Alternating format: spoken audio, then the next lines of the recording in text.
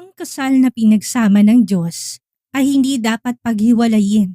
Ngunit paano kung ang pagsasama ay unti-unting pumapatay sa ating bida? Pipiliin mo ba na manatili sa pinirmahang papel kung sa araw-araw ay niloloko ka lang at ikaw na lang ang nagmamahal? Halina at samahan niyo po ako na simulan ang kwento ng pag-ibig ng isang asawang nagmahal, nagbigay, ngunit sa huli ay nasaktan at papalitan. Sabi nila, ang kasal ay isang hanggang sa kamatayan. Pero paano kung ang mismong pagsasama ninyo ang dahan-dahan na pumapatay sa'yo? Grabe to, maraming tao ang nasa ganitong sitwasyon pero tahimik lang. Si Clara Montes ay ang isang definisyon ng isang ideal wife. Isinakripisyo niya ang kanyang karyer bilang isang arkitekto upang maging pundasyon ng tagumpay ng kanyang asawa na si Julian. Sa loob ng 7 taon, ang bawat hininga ni Clara ay nakatuon sa pagpapanatili ng ningning ng kanilang tahanan. Siya ang tagaluto, tagaayos, tagaunawa at tagapagpatawad. Ngunit sa likod ng mga mamahaling post sa social media at mga ngiting ipinapakita sa harap ng ibang tao, may isang madilim na katotohanan na pilit niyang ikinukubli. Mapapansin niyo no, dito pa lang nawawala na yung identity niya. Ang kanilang tahanan ay naging isang malamig na museo ng mga alaala. Si Julian na dati hindi makatulog nang hindi naririnig ang boses ni Clara ay naging isang stranghero na tanging busy ako at intindihin mo na muna na lamang ang alam sabihin. Hanggang sa isang gabi, ang lahat ng pagtitiwalay nagkapira-piraso nang matuklasan ni Clara ang isang katotohanan na hindi kayang hilumin ng anumang sorry. Si Julian ay may binuo ng ibang mundo at sa mundong yon, wala nang puwang si Clara. Dito magsisimula ang pinakamasakit na laban sa buhay ni Clara. Hindi ang laban para bawiin ang asawa, kundi ang laban para bawiin ang kanyang sarili. Sa pagpasok ni Attorney Gabriel Velez sa kanyang buhay, isang lalaki na may sarili ring sugat mula sa nakaraan. Matutunan ni Clara na ang divorce ay hindi laging simbolo ng kabiguan. Sa gitna ng mga legal na dokumento, batuhan ng sisi at pagluha sa madaling araw, matutuklasan niya ang konsepto ng perfect divorce. Ano nga ba ang perfect divorce? Ito ba yung pagkuha ng kalahati ng ari-arian? O ito ang sandali na pirmahan mo ang iyong kalayaan nang walang puot sa iyong puso kung hindi pasasalamat dahil sa wakas ay pinili mong iyong sarili? Sasabayan natin si Clara sa kanyang paglalakad sa gitna ng ulan, sa kanyang muling paghawak ng lapis para magdisenyo ng sariling buhay, at sa muling pagbubukas ng kanyang puso para sa isang pag-ibig na hindi siya kailangang burahin. Isang kwento ito para sa mga babaeng nakalimutan ng sariling pangalan dahil mas naging pamilyar sa pagiging asawa ni. Isang paalala na minsan ang pinakamatapang na bagay na magagawa mo ay ang bumitaw.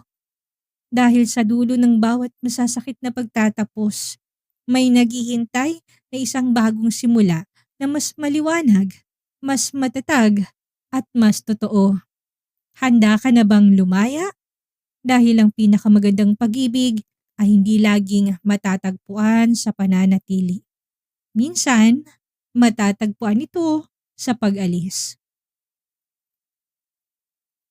Ang umaga sa penthouse ng mga Montes ay laging nagsisimula sa amoy ng bagong giling na kape at ang tunog ng balita sa telebisyon.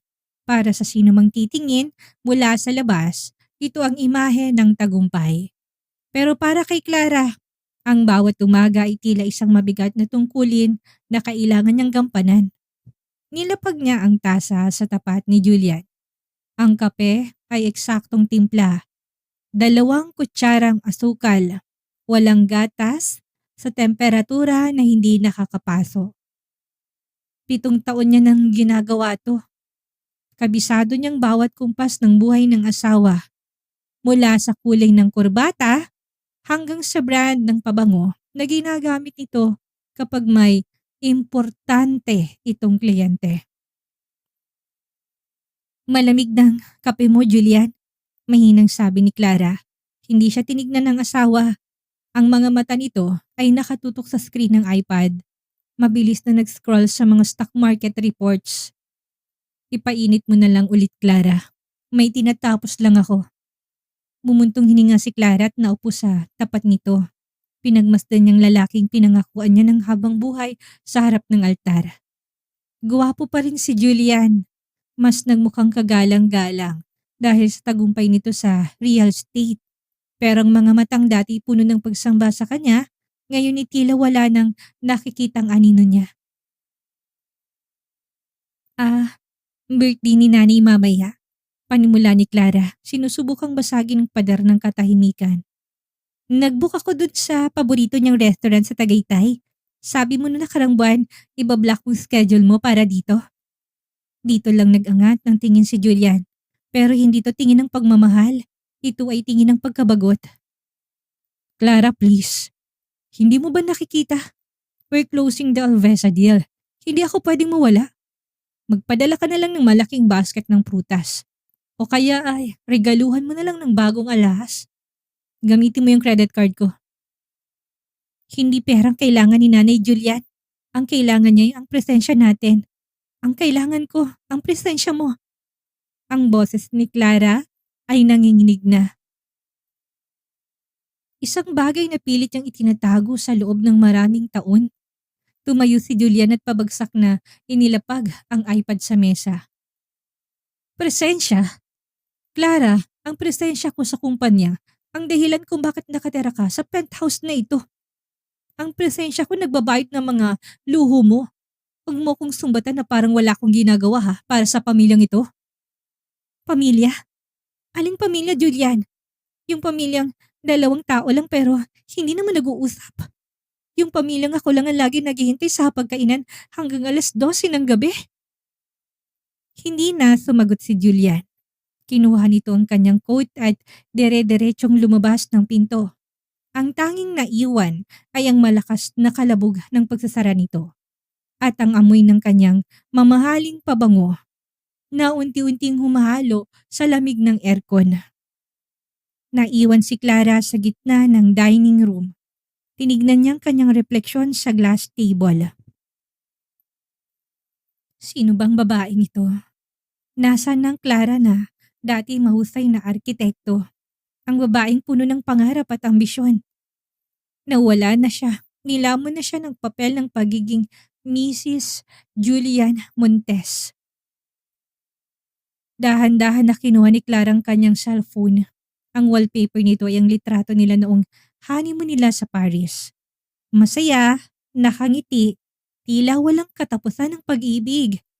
Pinindot niya ang gallery at tinignan ang mga screenshot na ipinadala sa kanya ng isang hindi kilalang account kagabi.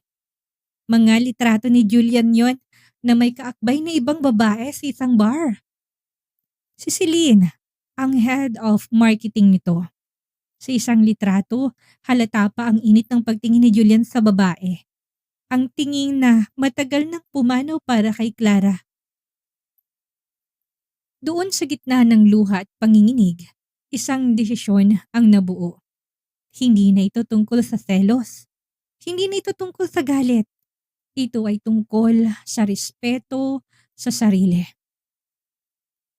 Hindi cheating ang sumisira sa isang relasyon. Minsan yung pagkalimot. Kinuha niyang isang lumang business card mula sa kanyang wallet. Punit na ang gilid nito pero malinaw pa rin ang pangalan. Attorney Gabriel Velez, Family Law Specialist. Hindi tong ending na gusto ko. Bulong ni Clara sa sarili habang tinatawagan ang numero. Pero ito ang simula ng kailangan ko. Nang sumagot ang nasa kabilang linya, hindi na nag-atubili si Clara. Hello, Attorney Velez. Gusto ko pong maghain ng divorce. Ngayon na.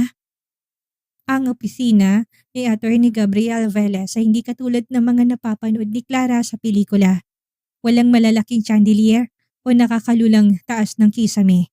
Sa halip, puno ito ng mga libro, amoy ng lumang papel at isang malaking bintana na nakaharap sa paglubog ng araw.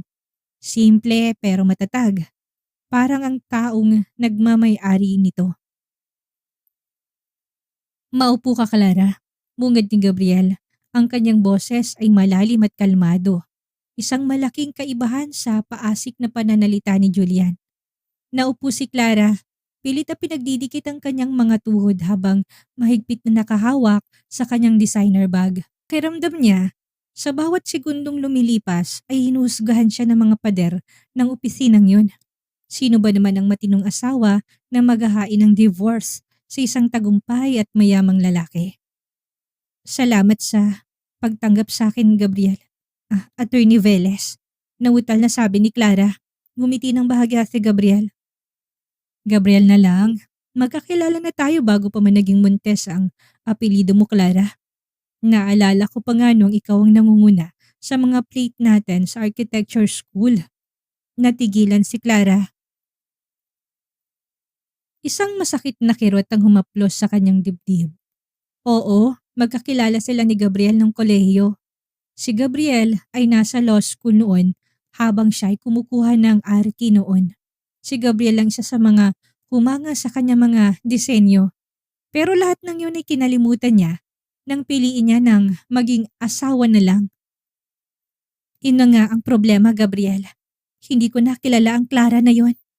Mapait na sagot ni Clara. Nilabas niyang isang brown envelope at nilapag ito sa mesa. Gusto ko nang tapusin ang kasal namin ni Julian. Ayoko nang lumaban para sa isang taong matagal na akong binuwag. Binuklat ni Gabriel ang folder. Nakita niya ang screenshot ng pagtataksil ni Julian at ang mga bank statements na nagpapatunay na unti-unti nang inililipat ni Julian ang kanilang mga joint assets sa ibang account. Isang pamilyar na kwento para sa isang abogado, pero dahil si Clarang nasa harap niya, mas masakit itong basahin. Sigurado ka na ba dito? Tanong ni Gabriel. Ang mga mata ay nakatutok ng seryoso kay Clara. Ang paghahain ng divorce hindi parang pagpunit lang ng papel. Gigibain nito ang buhay na kinalakihan mo sa loob ng 7 taon. Handa ka na bang mawalang lahat ng karangyaan sa buhay mo?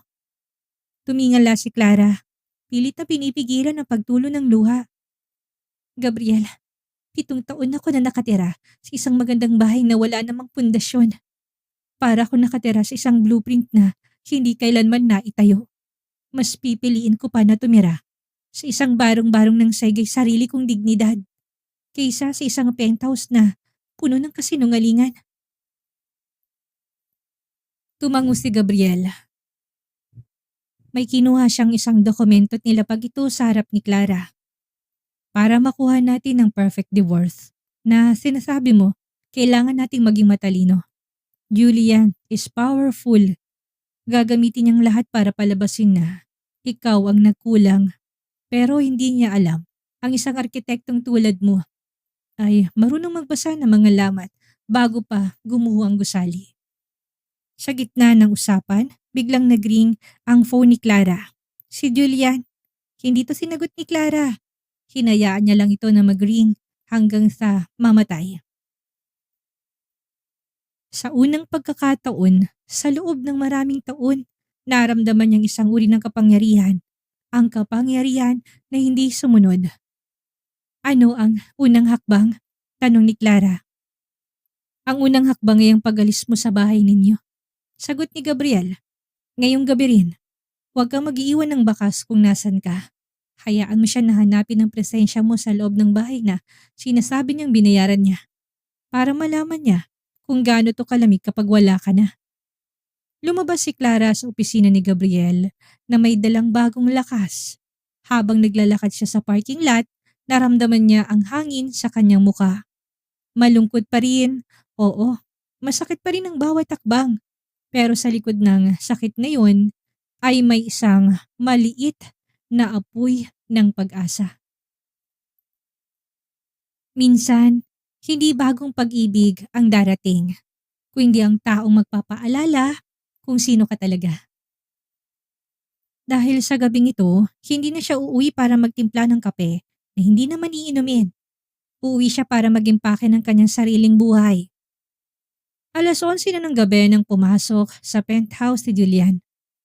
Gaya ng dati, amoy alak siya at bakas ang pagod, pero may kalakip din ito ng aura ng tagumpay. Inaasahan niya na madatat na si Clara sa sala. Naghihintay na kukunin ang kanyang coat o magtatanong kung kumain na ba siya. Ngunit ang bumungad sa kanya ay isang malaking maleta sa gitna ng pasilyo. At si Clara, suot ng isang simpleng maong na t-shirt. Mga damit na matagal niya nang hindi sinusuot dahil mas gusto ni Julian na palagi siyang mukhang sopistikada. Anong ibig sabihin nito, Clara? Malamig na tanong ni Julian. Ang kanyang mga mata ay nalilisik habang nakatingin sa maleta. Magbabakasyon ka sa gitna ng linggo? At kanino ka nagpaalam? Tumayo ng tuwid si Clara. Wala nang panginginig sa kanyang mga kamay. Hindi ako magbabakasyon, Julian. Aalis na ako. Isang mapait na tawang kumawala sa mga labi ni Julian. Aalis? At saan ka naman pupunta? Balak mo ba na bumalik sa maliit na apartment ng nanay mo sa probinsya? Kakayanin mo ba ang buhay doon matapos mong masanay sa karangyaan na ibinigay ko sa'yo? Ang karangyaan na sinasabi mo ay parang semento na unti-unting tumitigas sa paligid ko hanggang sa hindi na ako makahinga. Mahinahon, ngunit matatag na sagot ni Clara. Hindi ko kailangan ng penthouse kung ang kapalit nito ay ang kaluluwa ko. Lumapit si Julian, hinawakan ng mahigpit ang braso ni Clara. Huwag kang ngang maging madrama, Clara, kung dahil ito sa hindi ko pagsama sa birthday ng nanay mo. Magsasorry ako. O sige, ibibili kita ng bagong sasakyan bukas. Just stop this nonsense. Dahan-dahan inalis ni Clara ang kamay ni Julian sa kanyang braso. Hindi ito tungkol sa sasakyan, Julian, o sa birthday ni nanay. Tungkol ito sa atin o sa kawalan ng atin. Alam ko, ang tungkol sa inyo ni Celine. Natigilan si Julian, saglit na kumislap ang pagkagulat sa kanyang mga mata bago ito napalitan ng pagiging depensibo. Celine, she's just a colleague. Alam mo kung gaano ka-competitive ang industriya namin. Kailangan ko siya para sa mga deals. Hindi mo kailangan magpaliwanag. Putol ni Clara.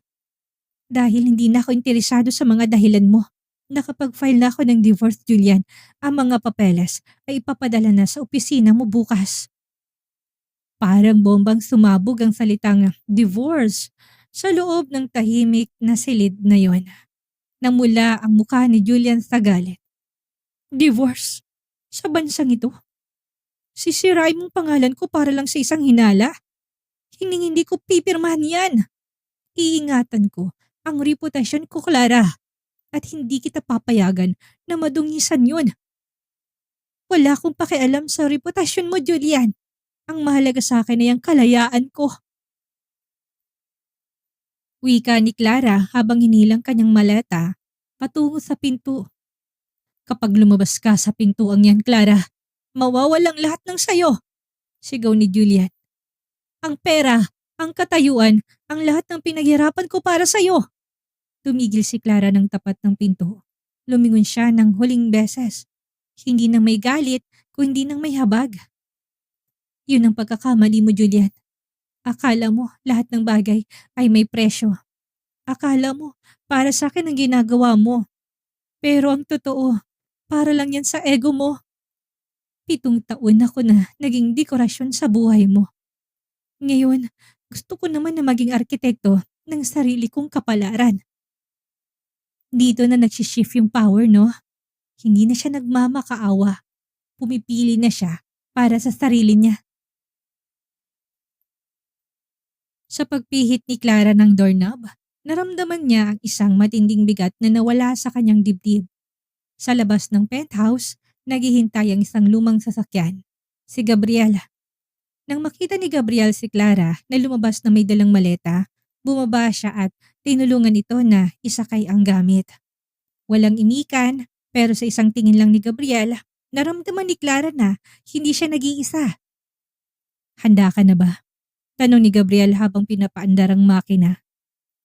Ngayon lang ako naging ganito kahanda sa buong buhay ko, sagot ni Clara. Habang papalayo ang sasakyan sa nagtataasang gusali ng Makati, tinignan ni Clara ang kanyang mga kamay. Wala ng kanyang wedding ring. Iniwan niya ito sa ibabaw ng malamig na kape sa dining table. Isang simbolo ng isang pangakong sa wakas ay tinuldukan na. Ang unang umaga ni Clara sa labas ng penthouse ay hindi sa isang marangyang hotel. Kung hindi sa isang maliit na lumang apartment na pagmamay-ari ng pamilya ni Gabriel sa Quezon City. Malayo ito sa kintab ng Makati, pero dito ang hangin ay hindi amoy aircon at tensyon. Amoy ito ng kalayaan.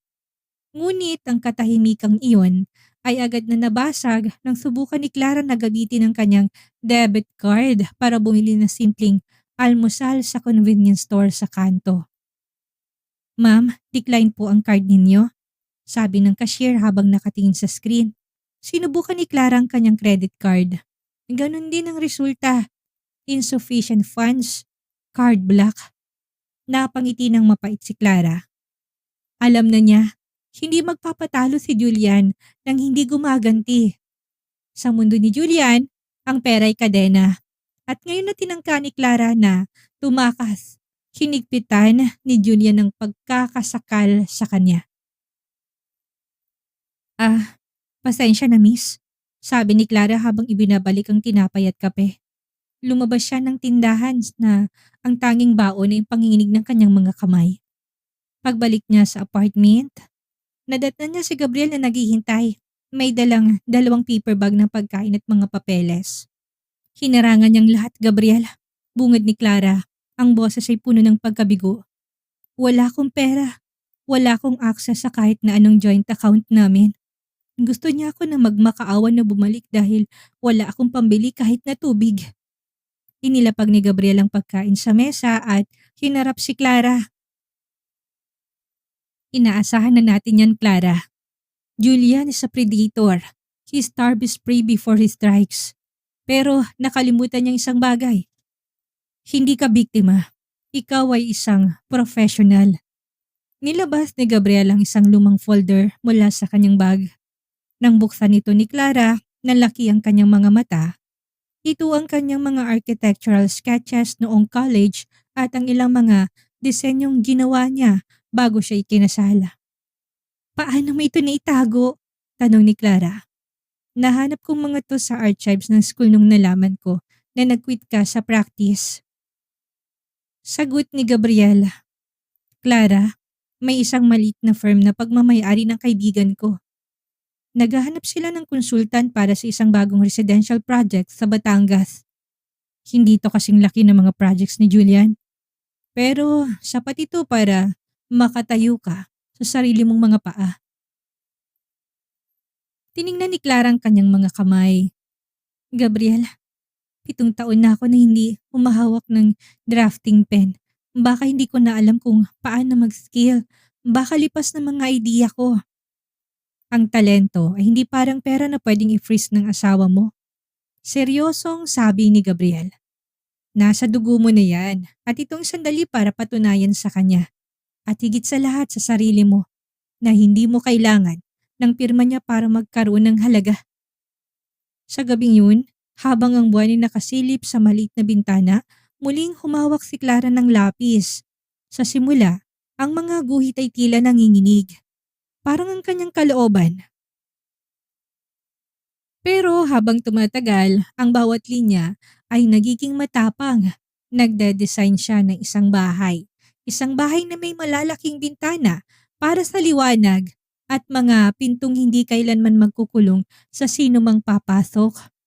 Samantala sa kabilang panig ng lungsod, nakaupo si Julian sa gitna ng dilim sa kanilang dining room. Hawak niya ang divorce papers na ipinadala ni Gabriel. Punong-puno siya ng galit, lalo na mapagtanto niya na hindi tumatawag si Clara para magmakaawa. Akala mo ba, ganun lang kadali to, Clara? Bulong ni Julian sa hangin. Wawasakin kita bago mo ko maiwan.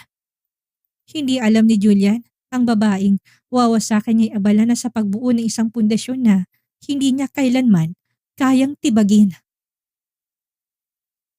Ang hallway ng Regional Trial Court ay balot ng amoy ng lumang aircon at mabigat na kaba. Suot ni Clara ang isang plantsadong puting blazer at seryosong mukha. Ngunit sa loob niya ay tila may 1,000 tambol na nagkakagulo. Nang bumukas ang malaking pinto, nakita niya si Julian. Hindi to nag-iisa. Napapalibutan siya ng 3 abogadong nakasuot ng mamahaling suit. Ang dream team ng mga divorce lawyers sa bansa. Pagkakita kay Clara, isang nakakalokong ngiti ang ipinakita ni Julian. Isang ngiting nagsasabing, aha, tignan lang natin kung hanggang saan ang tapang mo. Huwag kang titingin sa kanya, Clara. Tumitig ka sa harap. Mahinang bulong ni Gabriel sa kanyang tabi. Nagsimula ang pagdinig. Ang panig ni Julian ay kaagad ng bumanat. Inakusahan nila si Clara ng abandonment at psychological instability. Sinubukan nilang ipaliwanag ng pag-alis ni Clara sa penthouse ay patunay na hindi siya nasa tamang pag-iisip. Your Honor, simula ng abogado ni Julian. Ang aking kliyente ay isang mapagmahal na asawa na nagbibigay ng lahat. Si Mrs. Montes ay bigla na lamang umalis ng walang sapat na dahilan. Dala ang galit na wala namang basehan. Ramdam ni Clarang pag-akyat ang dugo sa kanyang mukha. Gusto niyang sumigaw pero hinawakan ni Gabriel ang kanyang kamay sa ilalim ng mesa. Ramdam ni Clarang pag-akyat ng dugo sa kanyang mukha. Gusto niyang sumigaw pero hinawakan ni Gabriel ang kanyang kamay sa ilalim ng mesa. Isang paalala na manatiling kalmado. Nang torno na ni Gabriel, tumayo siya ng may dignidad. Your Honor, hindi umalis ang aking kliyente dahil sa kapritsyo. Umalis siya dahil ang pagsasama nila ay naging isang struktura ng pang-aabuso. Hindi man pisikal kundi emosyonal at finansyal. Narito mga ebidensya ng paglilipat ng mga ari-arian ni Mr. Montes sa ibang pangalan bago pa man maghain ng kaso ng aking kliyente. Ito ay isang kalkuladong hakbang para iwanang walang-wala si Clara. Sa gitna ng mainit na palitan, ang atensyon ni Clara ay saglit na napunta sa kanyang bag. Doon ay nakatagong kanyang unang blueprint para sa project sa Batangas. Kaninang madaling araw niya lang ito tinapos. Para kay Clara, ang blueprint na yun ay mas mahalaga pa sa anumang desisyon ng korte sa araw na yun. Yun ang kanyang sandata. Pagkatapos ng ilang oras, natapos ang preliminary hearing. Hindi pa itong dulo, pero malinaw ang mensahe. Hindi ito magiging madali. Sa labas ng korte, hinarang ni Julian si Clara habang papunta ito sa parking lot. Clara, tigilan mo na ito, asik ni Julian. Wala kang mapapala kay Gabriel. Isang hamak na abogado lang siya kumpara sa mga koneksyon ko. Bumalik ka na sa bahay at kakalimutan kong lahat ng ito. Ibibigay kong gusto mong bakasyon. Ang alahas na gusto mo. Tumigil si Clara at hinarap ang asawa. Sa unang pagkakataon, hindi siya nakaramdam ng takot kung hindi awa. Julian, hanggang ngayon ba hindi mo pa rin naiintindihan? Mahinahong sabi ni Clara. Hindi ko kailangan ng bakas ng yaman mo.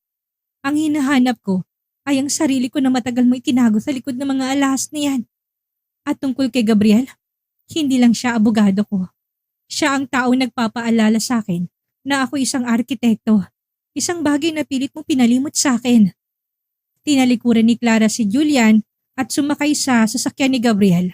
Habang umaandar sila papalayo, nakita niya sa side mirror ang anyo ni Julian na unti-unting lumiliit. Ayos ka lang? Tanong ni Gabriel. Oo, sagot ni Clara habang binubuhat ang kanyang blueprint.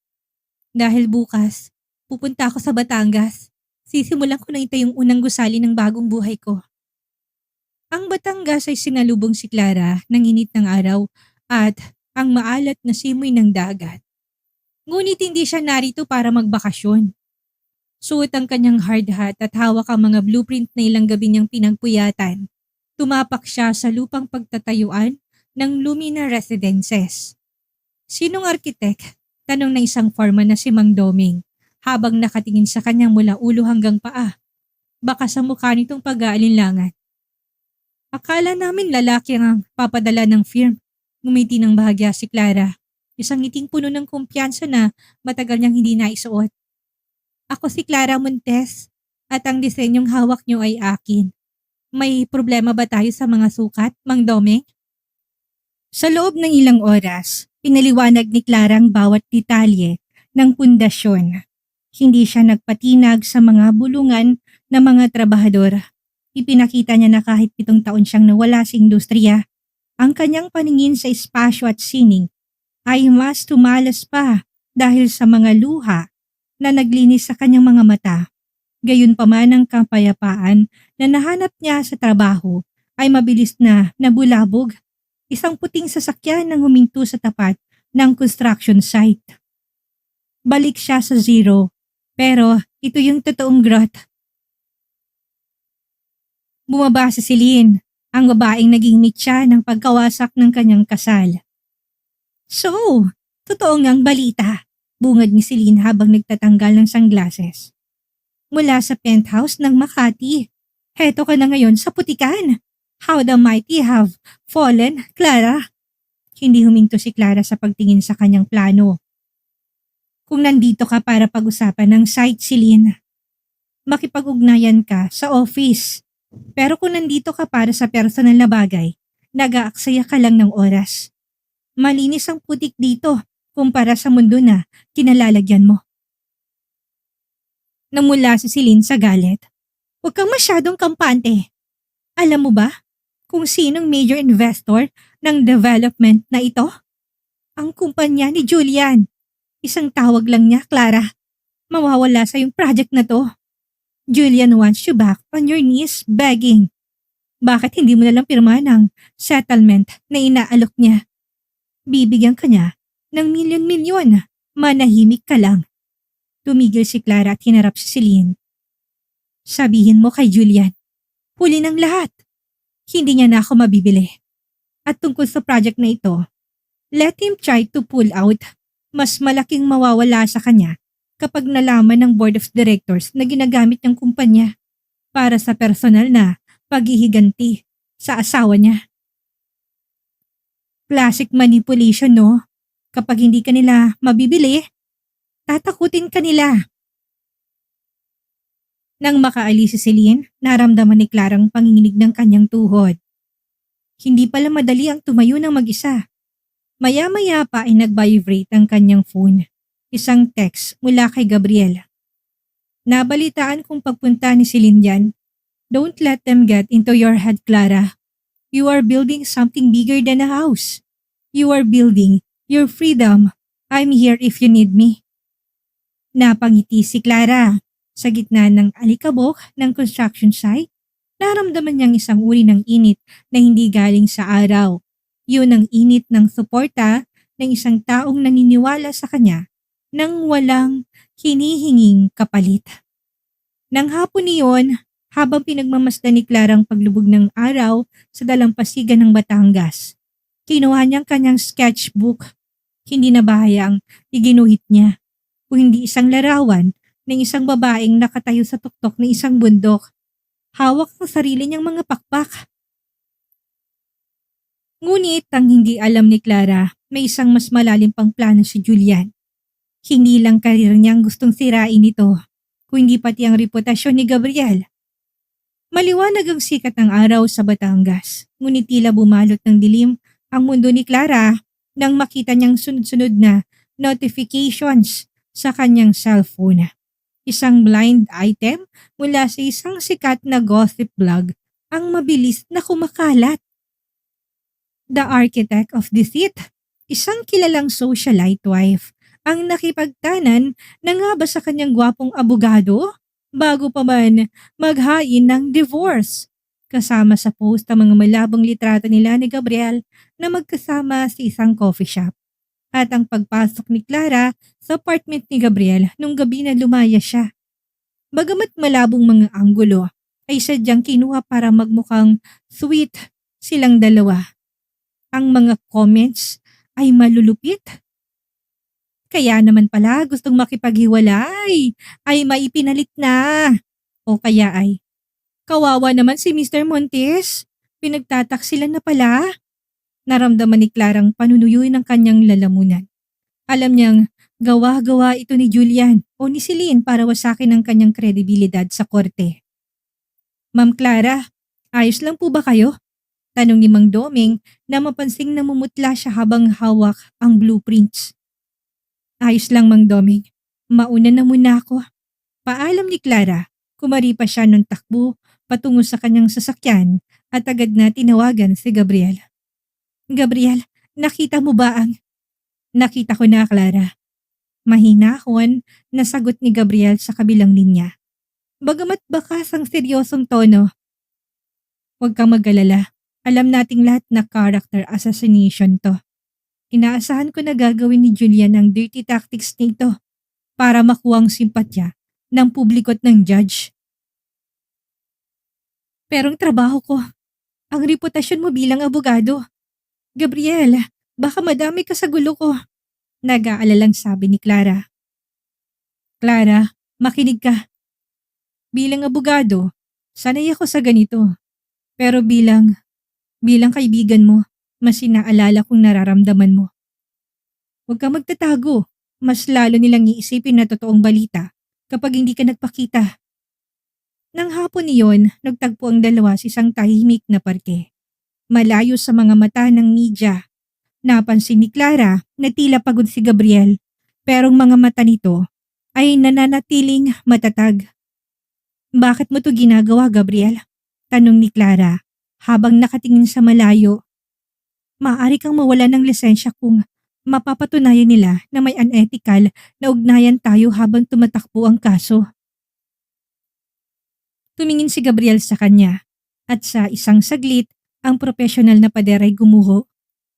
Dahil 7 taon kita na pinanood na mawala sa sarili mo, Clara. Noong kolehiyo pa lang, alam ko na may kakaiba sa'yo. Hindi ko mapapatawad ang sarili ko kung hahayaan kita na mawasak ng tuluyan ng taong hindi alam ang halaga mo. Hinawakan ni Gabriel ang kamay ni Clara. Hindi to haplos ng mali siya, kundi isang pangako ng proteksyon. Lalaban tayo, Clara. Gagamitin natin ang katotohanan. At ang katotohanan ni si Julian ang unang bumitaw. Hindi ikaw. Biglang tumunog ang phone ni Clara. Isang tawag mula sa head office ng architectural firm. Hello, Architect Montes.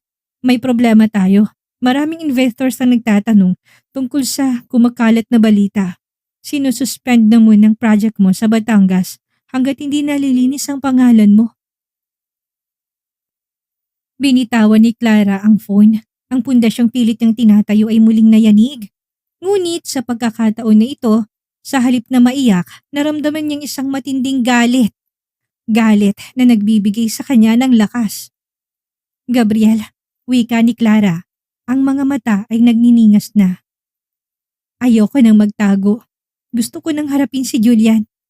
Kung gusto niya ng gyera, ibibigay ko sa kanya. Pero sa pagkakataon na ito, ako ang gagawa ng rules. Ang gabi ng real estate gala ay isa sa pinaka-prestiyosong event sa bansa. Alam ni Clara na nandun si Julian, kasama si Celine, para ipagmalaki ang kanilang mga bagong tagumpay. Ito rin ang lugar kung saan ang lahat ng mga mata ng industriya ay nakatingin. Ang perpektong entablado para sa isang huling paghaharap. Sigurado ka na ba dito? Tanong ni Gabriel habang nakatayo sila sa harap ng malaking pintuan ng ballroom. Inayos ni Clara ang kanyang suot na esmeraldang gown. Hindi itong tipo ng damit na pinipili ni Julian para sa kanya. Mas matapang ito mas elegante, at mas sumasalamin sa kanyang tunay na pagkatao. Kailangan kong bawiin ang pangalan ko, Gabriel. Hindi ako pwedeng maging anino na lang habang buhay. Nang pumasok si Clara, tila tumigil ang pag-ikot ng mundo sa loob ng silid. Ang mga bulungan tungkol sa viral scandal ay agad nang uminit. Nakita niya si Julian sa gitna ng entablado. May hawak na baso ng champagne. Tumatawa kasamang mga investors. Clara, anong ginagawa mo dito? Asik ni Julian nang makalapit sila sa isang sulok na hindi gaanong dinudumog. Wala ka ng karapatan na umattend sa mga ganitong event. Hindi ka na asawa ng isang Montes. Nandito ako bilang Architect Clara Montes, Julian. Hindi bilang asawa mo. Mahinahon na sagot ni Clara, sapat na para marinig ng mga tao na nasa paligid nila. Lumapit si Celine, ang mga mata ay puno ng panunuya. Architect, akala ko ba suspindidong lisensya mo? Dahil sa skandalo ninyo ng abogadong yan. Mahiya ka naman, Clara. Pinapahiya mo sarili mo. Ngumiti si Clara at kinuha isang tablet mula sa kanyang bag. Mabuti at nabanggit mo ang tungkol sa skandalo, Celine. Dahil bago niyo ako tuluyang wasakan sa social media, baka gusto niyo na makilala ang secret witness na nakahanap sa amin ni Gabriel. Mula sa likuran ni Gabriel, lumabas ang isang babae. Si Rina, ang dating personal assistant ni Julian na tinanggal ito ng walang sapat na dahilan noong nakarang buwan. Rina? Gulat na sabi ni Julian. Namutla siya. Rina has everything, Julian. Ani Gabriel. Ang mga logs ng emails mo kung saan inuutos mong pag-leak ng mga malisyosong literato. Ang mga bank transfers mo kay Celine na ginamit para bayaran ng mga trolls at higit sa lahat, ang mga dokumento ng iyong mga ghost projects na ginagamit mo para itagong mga ninanakaw mong assets mula kay Clara. Nagsimulang magbulungan ng mga tao. Ang mga investors na kanina'y nakapalibot kay Julian ay unti-unting lumalayo. Puro kasinungalingan yan, sigaw ni Julian, pero bakas ng kaba sa kanyang boses. Ang katotohanan ay parang pundasyon ng isang gusali, Julian, sabi ni Clara. Ang boses ay matatag at puno ng otoridad. Kahit na gaano mo kintabi ng labas, kung bulok ang loob, guguho at guguho ito. Sinubukan mo sirain ang karir ko, pero hindi mo alam na sa bawat batong ibinabato mo sa akin, nakakakuha ko ng materyales para itayong sarili ko. Humarap si Clara sa mga investors na nakikinig. Ang Lumina Residences sa Batangas ay hindi lang isang project. Ito ay patunay na ang husay hindi nabubura ng paninira. At sa mga susunod na araw, ang korte na magpapasya kung sino sa atin ang tunay na may pananagutan. Iniwan ni Clara si Julian na tulala sa gitna ng karamihan. Paglabas nila sa hotel, sinalubong sila ng malamig na hangin ng gabi. Ramdam ni Clara ang pagod, pero sa unang pagkakataon, ramdam din niya ang tagumpay. Nagawa mo, Clara. Nakangiting sabi ni Gabriel. Tumingin si Clara sa kanya. Nagawa natin, Gabriel, pero alam ko na hindi pa itong dulo. Ang perfect divorce ay hindi lang tungkol sa pagpirma ng papel. Tungkol ito sa pagtanggap na mas mahalaga ang bukas kaysa kahapon. Sa dilim ng parking lot, sandaling nagtagpo ang kanilang mga tingin. May isang uri ng pag-unawa na higit pa sa pagiging abogado at kliyente. Isang bagong disenyo ng pag-ibig ang unti-unting nabubuo. Isang pag-ibig na hindi nakakakulong sa mga pader, kundi malayang lumilipad sa ilalim ng mga bituin. Matapos ang tagumpay sa gala, muling binuksan ang construction site sa Batangas. Balik sa normal ang lahat. Uyo ng akala ni Clara habang unti-unting umaakyat ang mga haligi ng Lumina Residences, tila unti-unti ring naghihilom ang mga sugat sa kanyang puso. Isang hapon, habang abala si Clara sa pag-inspeksyon sa ikatlong palapag ng gusali, napansin niyang kakaibang tunog mula sa itaas. Isang mahinang paglangit-ngit ng bakal. Mang Doming, nakasecure ba ang mga kabla ng crane? Sigaw ni Clara sa radyo. Oo ma'am, kakacheck lang namin kaninang umaga. Sagot ni Mang Doming mula sa ibaba. Pero hindi mapakali si Clara. May kung anong instinct sa loob niya na nagsasabing may mali. Lalapit sana siya sa dulo ng platform na biglang umaginit ang isang malakas na tunog ng naputol na bakal. Ang malaking load ng mga hollow blocks na nakasabit sa crane ay biglang gumewang at bumulusok pababa, diretso sa kinaroroonan ni Clara.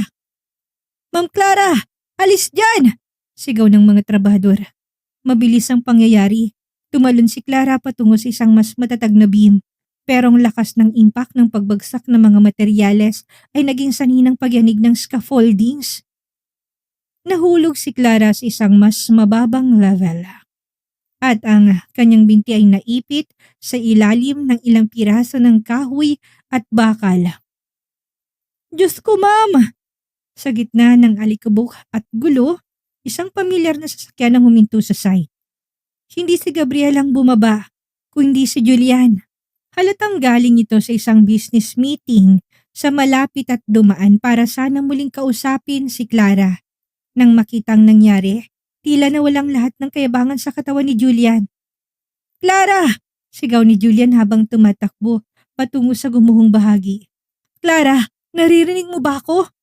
Nang makalapit siya, nakita niya si Clara na namumutla tinitiis ang sakit.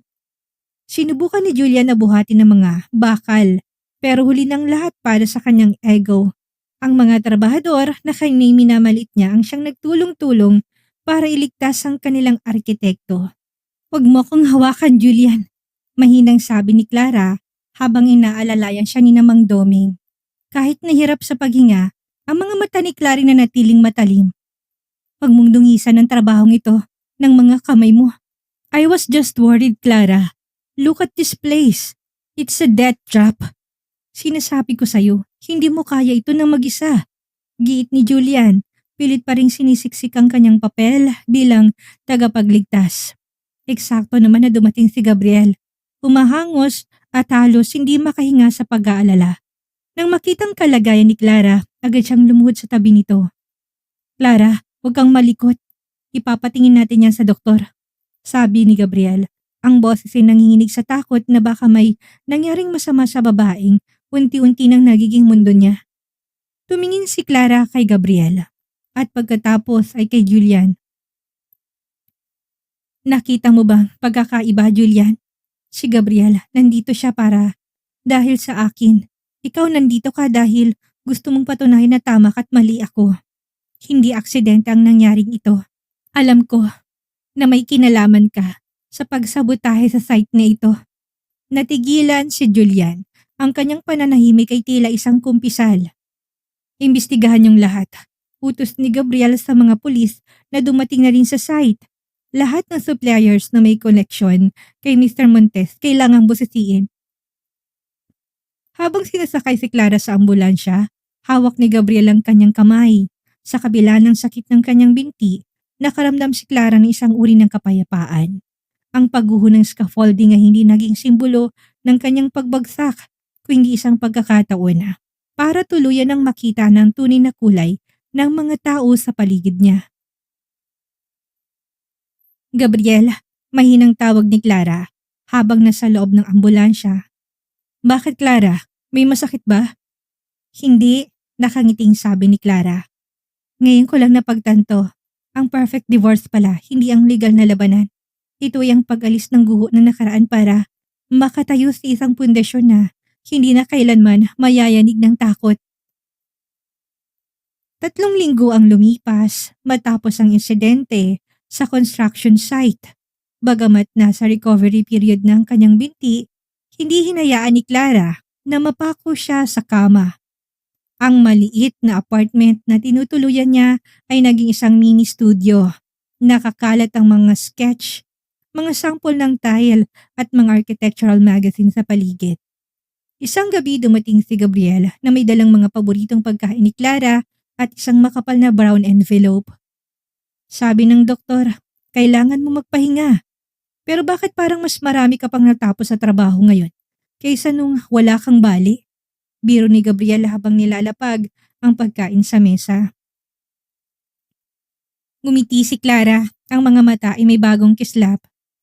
Dahil sa wakas, Gabriel, ang ginagawa ko'y para sa sarili ko. Hindi na ako natatakot na magkamali dahil alam ko ang bawat pagkakamali ay bahagi ng disenyo. Umupo si Gabriel sa tabi niya at inabot ang envelope. May magandang balita ako. Ang investigasyon sa sabotahe sa site ay tapos na. Napatunayan ng isa sa mga tauhan ni Julian ang nagluwag ng mga kable. Hindi na lang ito basta divorce case, Clara. Maaaring harapin ni Julian ang kasong reckless imprudence resulting in serious physical injuries. Kuminga ng malalim si Clara. Sa halip na matuwa, naramdaman niyang isang uri ng lungkot para sa taong dati niyang minahal. Ganun na ba siya? Kadesperado na kontrolin ako, Gabriel, na kahit buhay ko ay handa niyang isakripisyo. May mga tao talaga na hindi matanggap ng ibon ay natutunang lumipad nang wala sila. Sagot ni Gabriel, hinawakan niyang kamay ni Clara. Mas matagal kaysa sa dati. Pero wag mo nang isipin yun. May gusto ko ipakita sa'yo. Dinala ni Gabriel si Clara sa rooftop ng apartment building. Mahirap man ang pag-akyat dahil sa kanyang saklay, hindi siya binitawan ni Gabriel. Pagdating sa itaas, sinalubong sila ng liwanag ng mga bituin at ang tanawin ng lungsod na kumukutitap. Sa gitna ng rooftop, may isang maliit na table na may kandila at isang vintage na drafting table na may nakapatong na bagong set ng pens. Happy birthday, Clara. Mahinang sabi ni Gabriel. Natigilan si Clara. Sa loob ng 7 taon, ang kanyang birthday ay laging isang malaking party na puno ng mga taong hindi naman niya kilala. Suot ang mga damit na hindi niya gusto. Nakalimutan niya na ang tunay na selebrasyon ay ang pagkilala sa kanyang hilig. Naalala mo? Bulong ni Clara. Hinding-hindi ko makakalimutan ang araw na ipinanganak ang pinakamahusay na arkitektong nakilala ko. Sagot ni Gabriel. Clara, alam ko na natatakot ka pa na magtiwala ulit. At hindi kita minamadali. Pero gusto kong malaman mo na sa bagong buhay na itinatayo mo, may isang tao dito na handang maging pundasyon mo. Kung papayagan mo ako. Hindi na napigilan ni Clara ang pagtulo ng kanyang luha. Hindi ito luha ng sakit, kung hindi luha ng paglaya. Sa mga bisig ni Gabriel, naramdaman niyang init na matagal nang nawala sa kanya. Hindi itong madramang pag-ibig na nakasanayan niya. Ito ay tahimik, matatag, at totoo. Salamat, Gabriel, sabi ni Clara habang nakasandal sa balikat nito. Salamat sa pagpapakita sa akin na ang perfect divorce ay hindi lang ang pagtatapos ng isang masamang kasal, kundi ang pagsisimula ng isang tamang pagmamahal. Ngunit sa gitna ng kanilang katahimikan, isang tawag ang nakuha ni Gabriel mula sa kanyang assistant. Ang mukha niya ay biglang naging seryoso. Ano yun? Tanong ni Clara. Si Julian. Sagot ni Gabriel. Tumakas siya bago pa man maisilbi ang warrant of arrest. At Clara, balita'y pupunta siya sa Batangas. Gusto niyang sunugin ang Lumina Residences. Hindi na inisip ni Clara ang sakit ng kanyang binti. Sa loob ng sasakyan ni Gabriel patungong Batangas, ang tanging naririnig niya ay ang mabilis sa tibok ng kanyang puso at ang serena ng pulisyang sumusunod sa kanila. Gabriel, bilisan mo. Hindi pwedeng mawalang lahat ng pinaghirapan ng mga trabahador. Pagmamakaawa ni Clara, ang kanyang mga kamay ay mahigpit na nakakapit sa dashboard. Nang makarating sila sa site, sinalubong sila ng isang nakakapangilabot na tanawin. Ang orange na liwanag ng apoy ay unti-unti nang kumakain sa mga kahoy ng scaffolding at sa barracks na mga materyales. Sa gitna ng kaguluhan, nakatayo si Julian. May hawak na gasera at isang lighter. Ang kanyang mukha ay hindi na mukha ng matagumpay na negosyante. Ito ay mukha ng isang lalaking nawala na sa katinuan. Julian, tumigil ka! Sigaw ni Clara habang pilit na bumababa sa sasakyan sa tulong ng kanyang saklay. Lumingon si Julian. Ang mga mata ay nanlilisik. Sabi ko sa'yo, Clara, kung hindi ka mapapasakin, walang maiiwan sa'yo. Ang gusaling ito, ang pangarap mo, lahat ay magiging ngabulang gaya ng pagsasama natin. Hindi ang gusaling itong sumira sa atin, Julian.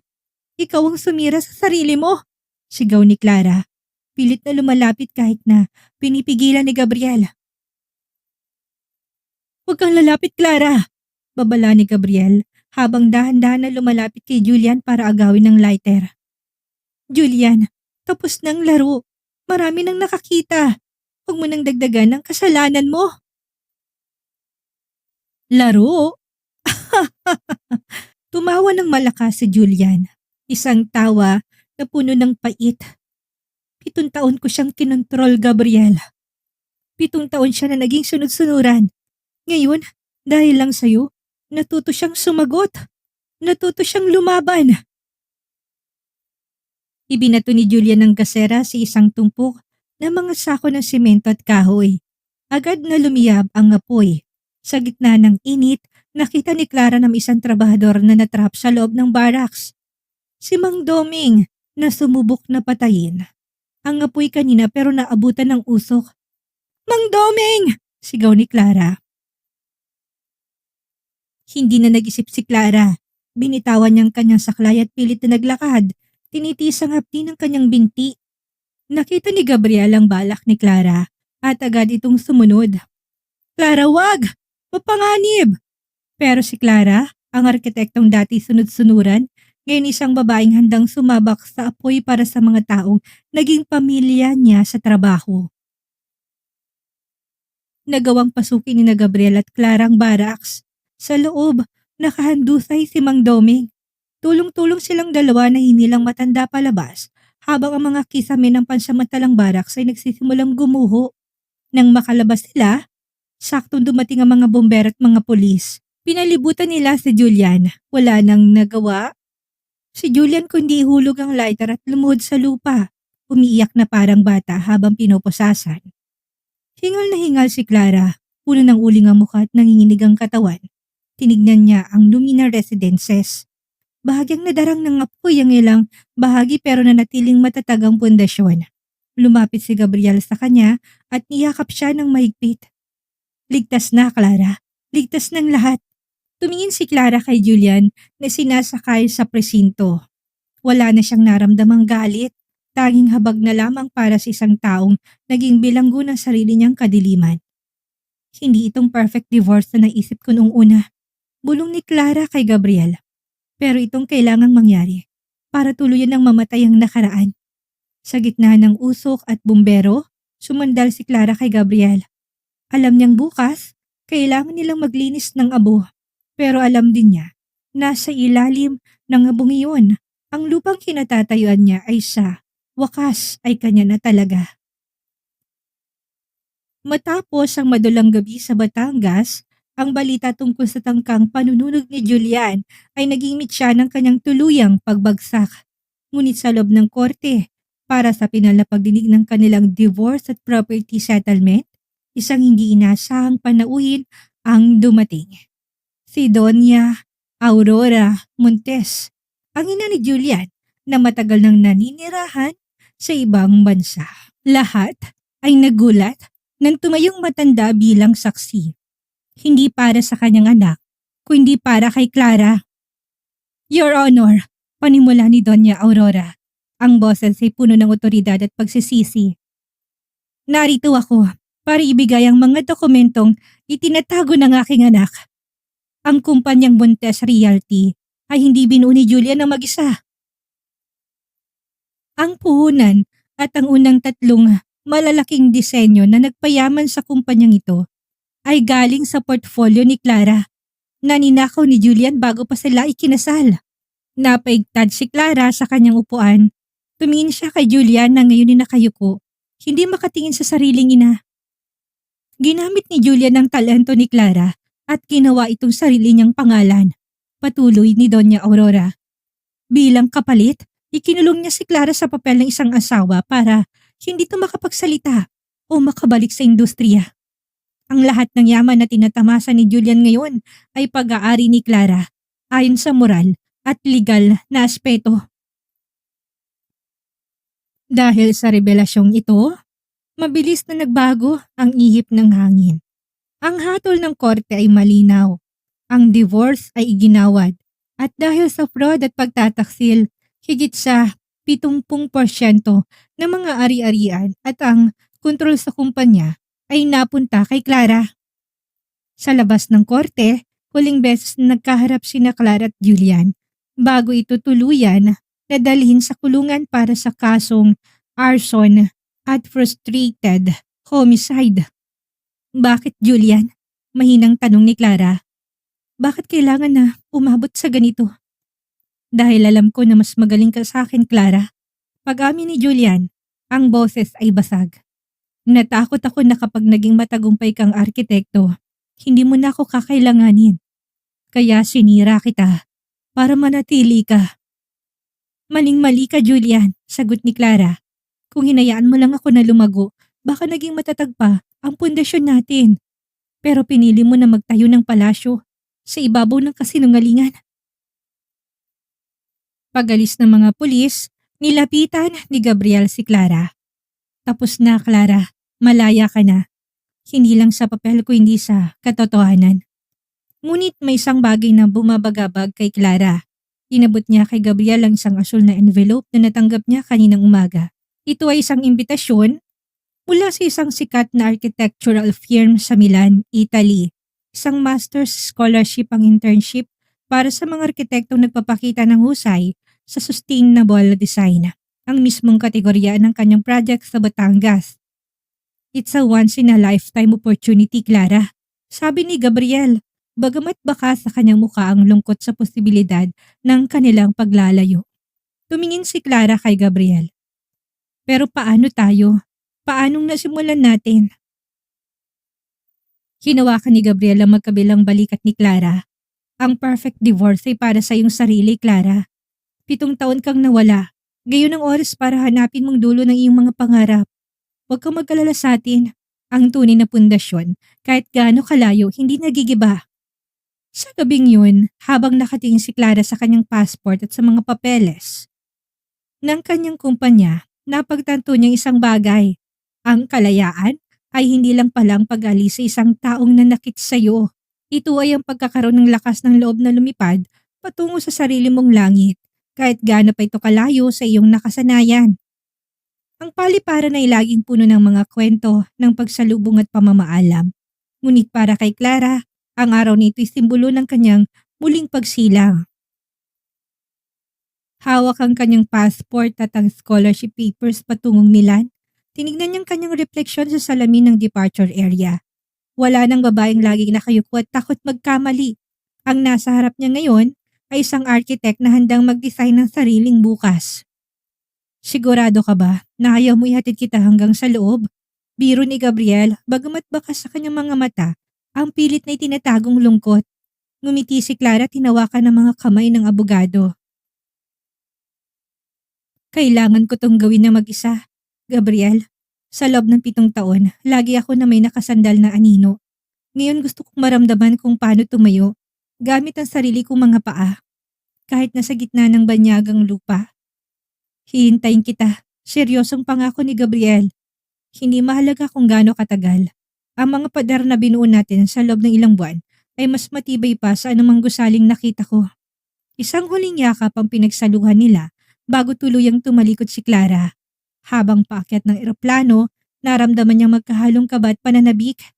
Sa paglipas ng mga ulap, unti-unting naglahong tanawin ng Maynila, kasamang lahat ng pait ng kanyang nakaraan. Milan, Italy. Makalipas ang 1 taon. Ang buhay sa Milan na hindi madali. Sa umaga, abala si Clara sa kanyang master classes. Sa gabi, ang intern siya sa isang world-class firm. Ngunit sa bawat pagod, naroon ang kakaibang ligaya. Natutunan niya uminom ng kape na mag-isa sa ilalim ng Duomo di Milano nang hindi nakakaramdam ng pangungulila. Natutunan niya na ang kanyang boses ay may halaga sa mga boardroom meetings. Gabi-gabi silang nag-uusap ni Gabriel sa video call. Kinukwento ni Gabriel ang takbo ng mga kaso sa Pilipinas at ang unti-unting pagbangon ng kumpanyang iniwan ni Clara sa ilalim ng isang mapagkakatiwalaang management team. Samantalang si Julian ay nanatili sa loob ng piitan. Unti-unting nilalamon ng pagsisisi habang pinapanood mula sa malayong tagumpay ng babaeng minsan niyang minaliit. Isang gabi, habang tinatapos ni Clara ang kanyang thesis project, isang design para sa isang community healing center na gawa sa recycled materials. Isang email ang dumating. Ito ay mula sa Philippine Institute of Architects. Ang kanyang project na Lumina Residences sa Batangas na tinapos ng kanyang team habang wala siya ay nanalo ng Building of the Year Award. Gabriel, narinig mo na ba yung balita? Excited na sabi ni Clara sa kanilang tawag. Narinig ko, Architect Montes. Nakangiting sagot ni Gabriel mula sa screen. At hindi lang yan, inaanayahan kanila na maging keynote speaker sa gabi ng parangal sa susunod na buwan. Panahon na para bumalik ka, Clara. Panahon na para ipakita sa kanila kung sinong tunay na rina ng kanyang sariling kaharian.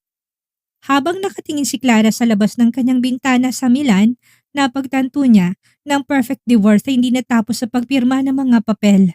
Natatapos to sa sandaling hindi mo na kailangan tumingin sa likod para malaman kung sino ka. Ang init ng Pilipinas ay tila isang mainit na yakap para kay Clara nang lumapag ang kanyang eroplano sa NAIA. Suot ang isang beige na trench coat at dark sunglasses. Hindi na siyang babaeng nagmamadaling lumabas ng bansa. 2 taon na ang nakakaraan. Ang bawat takbang niya ay may tunog ng otoridad.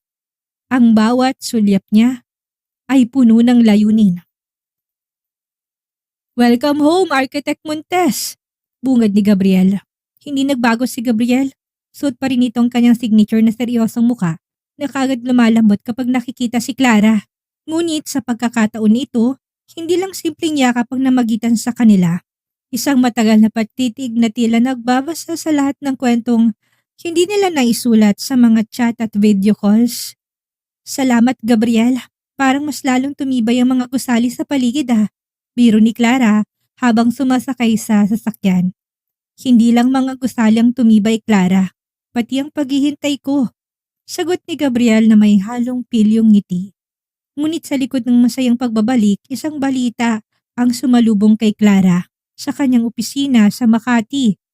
Ang kumpanya ni Julian na dati nasa ilalim ng kanyang pamamahala ay nahaharap sa malaking hamon. Si Celine na nakalabas sa mga dating kaso dahil sa kawalan ng matibay na ebidensya ay muling nagpakita. Kasamang ilang mga dating board members na tapat pa rin kay Julian, sinusubukan nilang bawiin ang kumpanya sa pamamagitan ng isang butas sa batas. Gusto nilang palabasin ang paglipat ng share sa iyo ay invalid dahil sa isang technicality sa prenuptial agreement na pineki ni Julian noon. Paliwanag ni Gabriel habang tinitignan ng mga bagong papeles. Hindi pa rin ba sila tumitigil? Tanong ni Clara habang nakatingin sa labas ng bintana ng kanyang skyscraper. Pagkatapos ng lahat ng ginawa ni Julian, gusto pa rin nilang ituloy ang legacy ng panlilinlang. Kinahapunan, isang hindi inaasahang bisitang dumating sa kanyang opisina. Si Celine, ngunit wala nang dating kintab nito. Mukha itong pagod at desperada. Clara, nakikiusap ako sa'yo, bungad ni Celine. Ibigay mo na sa amin ang shares. Si Julian, may malubhang sakit siya sa loob ng kulungan. Kailangan niya ng pera para sa operasyon. Kung hindi mo ibibigay ang kumpanya, mamamatay siya doon. Natigilan si Clara. Isang moral na dilema ang humarang sa kanyang landas. Ang taong sumira sa kanyang buhay ay nangangailangan ngayon ng tulong mula sa kumpanyang ninakaw nito sa kanya. Ito ba ang huling pagsubok sa kanyang pagpapatawad? Ang perfect divorce na gusto mo, Clara, magiging perpekto ba ito kung hayaan mong mamatay ang taong nagbigay sa iyo ng sakit na nagpabago sa iyo? Hamon ni Celine. Ang mga mata ay puno ng luha na hindi alam ni Clara kung totoo o sining lang. Tumingin si Clara kay Gabriel na nakatayo sa pinto. Nakita niya sa mga mata ng abogadong suporta. Ano man ang magiging desisyon ni Clara, naroon siya. Kinuha ni Clara ang isang pluma. Sa harap niya ay ang dokumentong magbabalik ng malaking bahagi ng yaman kay Julian para sa kanyang pagpapagamot. kapalit ng tuluyang pagbitaw nito sa anumang claim sa kumpanya. Pipirmahan ko ito, mariing sabi ni Clara. Hindi dahil mahal ko pa siya at hindi dahil natatakot ako sa inyo. Pipirmahan ko ito dahil ang tagumpay ko ay hindi nakadepende sa pagbagsak ng iba. I am an architect, Celine. I build foundations. I don't destroy people. Pagkaalis ni Celine, nakaramdam si Clara ng isang uri ng gaan na hindi pa niya nararamdaman noon. Ang muling kadena na nag-uugnay sa kanya sa puot kay Julian ay tuluyan ang naputol. You are a remarkable woman, Clara. Bulong ni Gabriel habang papalapit sa kanya. Handa na ako, Gabriel. Tugon ni Clara. Handa na ako na magsalita sa awarding bukas at handa na rin akong itayong huling bahagi ng pangarap ko. Kasama ka. Ang ballroom ng Grand Hyatt ay puno ng mga nagniningningan na bituin ng industriya, ang mga mamamahayag at mga opisyal ng gobyerno. Ngunit sa gitna ng karangyaan, isang pangalan lang na sa bibig ng lahat. Architect Clara Montes. Nang tawagin ang kanyang pangalan para sa Building of the Year Award, tumayo si Clara ng may dignidad. Suot niya isang modernong terno na gawa sa lokal na tela, simbolo ng kanyang pagbabalik sa kanyang mga ugat. Sa bawat takbang niya, paakyat ng entablado ay tila naririnig niyang bawat tikbi niya noon. Ang bawat kalabog ng pinto ni Julian at ang bawat salitang minaliit ang kanyang kakayahan. Humarap siya sa mikropono. Tinignan niya mga tao at sa bandang harap, nakita niya si Gabriel na nakangiti, ang mga matay nagniningning sa pagmamalaki. Sabi nila, ang isang gusali matatag lamang kung ang pundasyon nito ay hindi matitinag. Paninimula ni Clara, ang kanyang boses ay malinaw at buo. Sa loob ng 7 taon, naniwala ko ng pundasyon ko ay ang aking kasal. Akala ko, ang pagiging asawa ay ang tanging arkitektura na dapat kong pagtuunan ng pansin. Ngunit nang gumuhong pader ng aking tahanan, doon ko natuklasan ang isang masakit na katotohanan. Hindi mo pwedeng itayong iyong buhay sa ibabaw ng pangarap ng ibang tao habang nililibing mong sarili mo. Tumahimik ang buong hall, maging ang mga waiters ay napatigil sa paggalaw. Ang Luminar Residences ay hindi lamang tungkol sa semento at bakal. Ito ay simbolo ng bawat babaeng sinabihan na hindi mo kaya. Asawa ka lang o tapos ng oras mo. Ang perfect divorce para sa akin ay hindi ang pagwawakas ng isang kontrata. Ito ay ang sandali na nagpatagto ko ng pinakamahalagang disenyo na gagawin ko yung disenyo ng sarili kong kalayaan. To anyone out there who is afraid of endings, don't be, because sometimes a collapse is necessary so you can build something higher, stronger, and more beautiful. Isang masigabong palakpakan ang yumanig sa silid. Tumayong mga tao, isang standing ovation para sa babaeng hindi lang nagtayo ng gusali, kundi nagtayo ng bagong pag-asa. Pagkatapos ng parangal, dinala ni Gabriel si Clara sa balkonahin ng hotel, kung saan kitang-kitang kumukutitap ng ilaw ng Maynila. Yun ang pinakamagandang speech na narinig ko sa buong buhay ko, Clara. Sabi ni Gabriel, inaabot ang isang baso ng wine kay Clara. Salamat sa pagiging scaffolding ko noong mga panahon na hindi ko kayang tumayo, Gabriel. Sagot ni Clara, seryosong tingin sa lalaki. Dahan-dahan na kinuha ni Gabriel ang kamay ni Clara. Sa ilalim ng liwanag ng buwan, may kinuha siya isang maliit na pelos na kahon mula sa kanyang bulsa. Binuksan niya ito at doon ay kislap ng isang singsing. Hindi itong tipikal na brilyante, kundi isang singsing na may disenyong parang dalawang magkakahawing na linyang arkitektura. Clara, hindi ko hinihiling na maging asawa ka sa paraang nakasanayan mo noon. Hindi kita ikukulong sa bahay o sa aking apelido. Wika ni Gabriel. Ang boses ay puno ng emosyon. Gusto ko na maging partner mo. Gusto kong kasama mong mag-design ng mga pangarap. Gusto ko na maging katuwang mo sa bawat bagong simula. Will you build a life with me? Napaawang ang labi ni Clara. Sa pagkakataong ito, hindi siya nakaramdam ng takot. Wala ang bigat na naramdaman niya nung unang beses siyang hininga ng kasal. Ang nararamdaman niya ay ang isang malalim na oo na nagmumula sa kanyang kaluluwa. Yes, Gabriel. Bulong ni Clara. Dahil sa pagkakataong ito, alam ko nang itatayo natin hindi isang kulungan, kung hindi isang tahanan. Ang dalampasigan ng Batangas ay nababalot ng gintong liwanag ng papalubog na araw. Sa harap ng Luminar Residences, ang gusaling saksi sa kanyang pagluha At muling pagbangon, nakatayong isang simpleng arko na gawa sa puting mga bulaklak at driftwood. Walang ingranding reception sa hotel. Walang mahabang listahan ng mga bisitang hindi naman nila kilala. Ang naroon lamang ay ang pamilya ni Clara, si Mang Doming at ang ilang mga trabahador at si Doña Aurora na tuluyan ang itinuring ni Clara bilang sariling anak. Naglalakad si Clara sa buhanginan, suot ang isang minimalist na puting gown na siya mismong nag-design. Sa bawat takbang, nararamdaman niyang init ng buhangin, isang paalala na siya'y nakatapak sa matatag na lupa. Sa dulo ng altar naghihintay si Gabriel, suot ang isang linen suit at ang ngiting-tanging para kay Clara lamang. Nang magtagpo ang kanilang mga kamay, tila tumigil ang hangin. Dati, akala kong perpektong pag-ibig ay para sa isang matayog na skyscraper. Kahanga-hanga pero malamig. Panimula ni Gabriel sa kanyang vows. Pero tinuro mo sa akin na ang tunay na pag-ibig ay parang isang tahanan. Hindi to laging perpektong pintura. May mga bitak kung minsan pero ligtas ka sa loob. Clara, salamat sa pagpapahintulot sa akin na maging bahagi ng iyong plano. Ngumiti si Clara. Ang kanyang mga mata ay nagniningning sa luha ng kagalakan. Sabi ko noon, ang kailangan ko isang perfect divorce para makalaya. Perong totoo, kailangan ko lang palang mahanap ang sarili ko para malaman ko kung sinong karapat-dapat na manatili sa buhay ko. Gabriel, ikaw ang pinakamagandang unexpected project.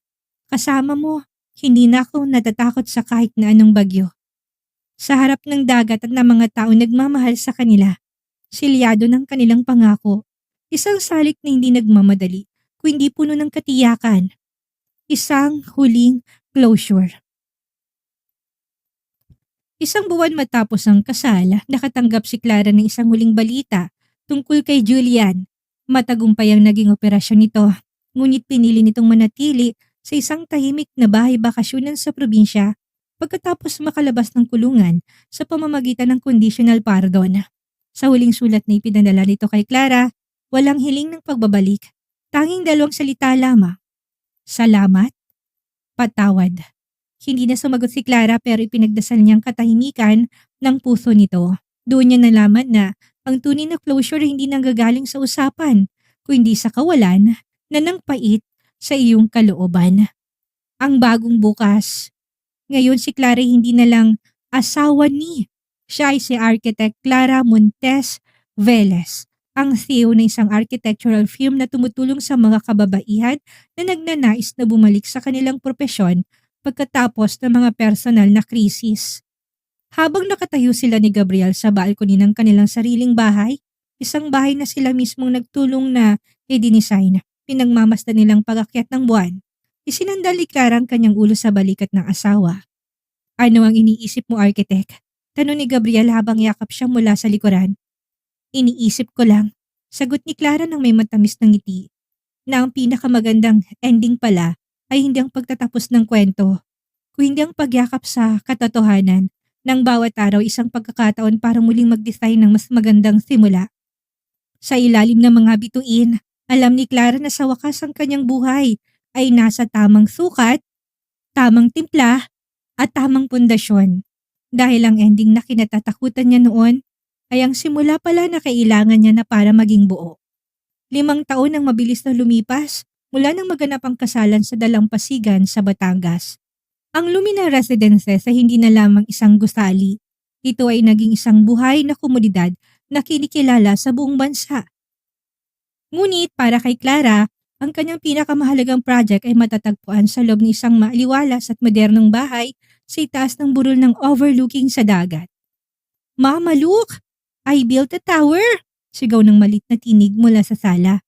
Napangiti si Clara habang nilalapag ang kanyang drawing pen. Lumabas siya mula sa kanyang home office at nakita ang kanyang 4 na taong gulang na kambal na sina Julian at Gabriel Jr. Si Gabo na nagkakalat ng mga makukulay na building blocks sa sahig. Si Julian na nakuhang matalas na mata ni Clara sa mga detalye ay maingat ni tinatayo ang isang tore. Habang si Gabo naman na nakuhang pagiging masiyahin at lohikal ni Gabriel ay abala sa paggawa ng tulay gamit ang kanyang mga laruang sasakyan. Wow, That's a very strong foundation, Juliet. Puri ni Clara habang lumuluhod para yakapin ng dalawa. And Gabo, your bridge looks very sturdy. Eksakto naman na bumukas ang pinto at pumasok si Gabriel. Dalang ilang mga groceries at isang bungkus ng paboritong bulaklak ni Clara. Kahit napagod mula sa korte, agad na nagliwanag ang mukha nito pa nang makitang asawa at ang mga anak. Papa! Sabay na sigaw ng kambal habang tumatakbo patungo sa kanilang ama. Binuhat ni Gabriel ang dalawa, isa sa bawat braso. Sino-sinong mga munting arkitekto at abogado ko dito? Nag-away ba kayo habang wala si Papa? No, Papa. We built a city. Sagot ni Gabo habang humahalik sa pisngi ng ama. Nang makalapit si Gabriel kay Clara, isang matamis na halik ang ibinigay niya dito. Kumustang bagong design mo para sa women's shelter, architect? Halos tapos na, sagot ni Clara. Pero mas gusto kong view dito sa sala natin. Mas buhay. Naupong pamilya sa malawak na beranda habang pinagmamasdan ng paglubog ng araw. Sa sandaling yun, sumagi sa isip ni Clara ang kanyang nakaraan. Naalala niyang lamig ng kape sa dating penthouse. Ang takot sa bawat yapak at ang akala niya'y katapusan na ng kanyang mundo. Ngunit nang tignan niyang kanyang mga anak na nagtatawanan at ang asawang mahigpit na nakahawak sa kanyang kamay, nalaman niya ang tunay na kahulugan ng perfect divorce. Hindi lang itong paglayo sa maling tao. Ito ay ang paglinis ng espasyo sa iyong buhay para sa mga tamang tao. Mama, why is the sun going to sleep? Tanong ni Julian habang nakasandal sa kandungan ni Clara. Hinaplos ni Clara ang buhok ng anak. Dahil kailangan ng araw na magpahinga, anak.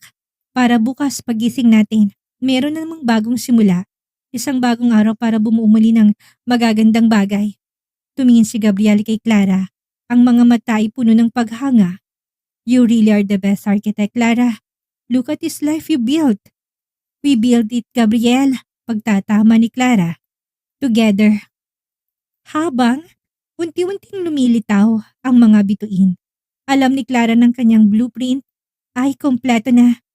Wala ng bitak, wala ng anino. Ang kanyang pamilyang patunay na kahit gaano kagulo ang simula, basta tamang pundasyon ng pagmamahal at respeto. Dito na po nagtatapos ang kwentong pag-ibig ni na Clara at Julian. Ang pagmamahal na nasira, ngunit muling mabubuo sa taong totoong nagmamahal at hindi nanggagamit lamang. Kung may natutunan man ako sa kwento na ito, yun ay ang piliin mong sarili mo bago pa maubos ang lahat.